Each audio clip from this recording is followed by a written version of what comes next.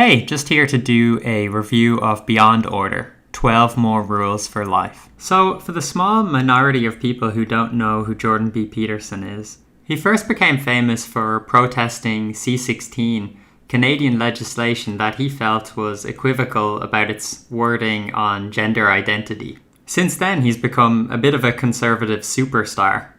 He's talked with people such as Joe Rogan, Sam Harris, and Jonathan Haidt, plus had a lot more viral videos since the initial one. This is Peterson's third book. His first book, Maps of Meaning, I haven't read. His second book, released in 2018, was 12 Rules for Life, An Antidote for Chaos. I really enjoyed that book and its structure, so I was very excited when I realised it would have a sequel, Beyond Order. In between the release of that 2018 book and this book, Beyond Order, Jordan Peterson's life was pretty tumultuous. His family had a lot of health issues, and he himself was addicted to a prescribed drug that he had to seek treatment for.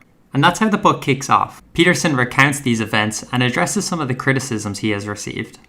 After that, we jump into the 12 rules. As with the first one, I really enjoy the structure of this book. Each chapter is a different rule. The rules themselves are great, and Peterson gives some really great advice to improve your life. Example rules are try to make one room in your house as beautiful as possible, or be grateful in spite of your suffering. He ties these rules in with his knowledge of psychology and popular culture to make them really engaging. Now, even if you consider yourself a left-winger, I think this book is still worthwhile. The reason for this is that the book isn't very political.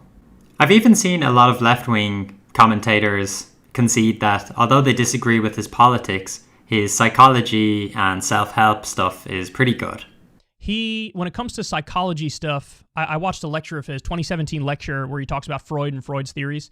And look, it was brilliant. I don't care what you think about Jordan Peterson personally or politically, on his psychology stuff and even his self-help stuff.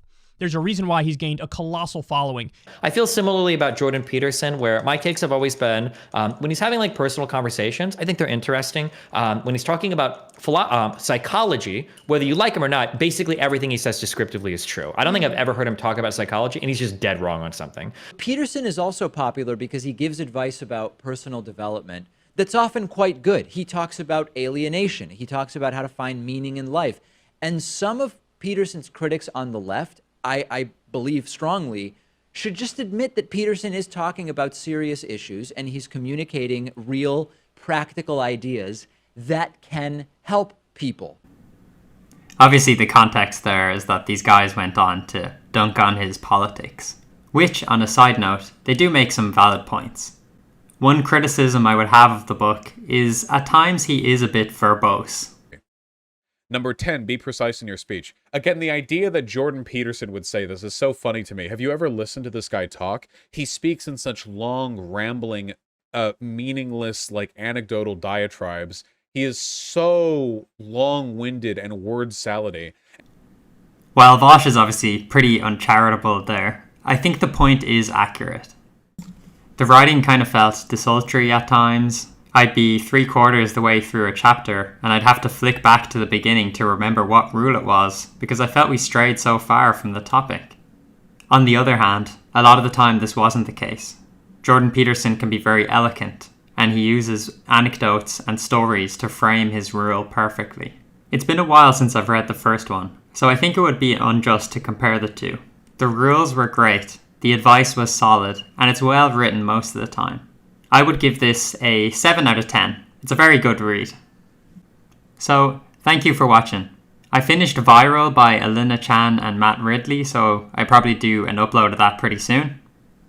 I noticed I've reviewed a string of conservative books, so I'd like to review Break 'em Up next, which I'm currently reading, so that's kind of a left-wing perspective. So expect that whenever. Thanks very much.